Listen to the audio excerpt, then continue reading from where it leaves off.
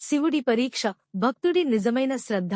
ఒక చిన్న గ్రామంలో హరినాథుడు అనే భక్తుడు ఉండేవాడు. అతడు ప్రతిరోజూ శివలింగానికి పూలు, నీరు సమర్పించేవాడు. ఆయన వద్ద పెద్దగా ధనం లేదు, కాని ఆరాధనలో మాత్రం ఎప్పుడూ తగ్గించేవాడు కాదు. ఒకరోజు శివుడు ఆయన భక్తిని పరీక్షించాలని అనుకున్నాడు. భిక్షగాడి రూపంలో ఆయన ఇంటికి వచ్చాడు. హరినాథుడు దగ్గర ఆ రోజు తినడానికి ఒకే ఒక గిన్నె అన్నం మాత్రమే ఉంది. భిక్షగాడు అడిగిన వెంటనే తన ఆకలిని మరిచి ఆ అన్నమంతా ఆయనకు ఇచ్చేశాడు.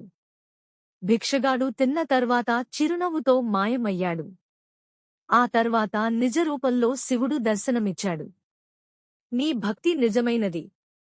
ఆకలితో ఉన్నవాడిని నాలోనే చూశావు. ఇక మీదట నీ ఇంట్లో ఎప్పుడూ అన్నం తక్కువ కాదు అని ఆశీర్వదించాడు.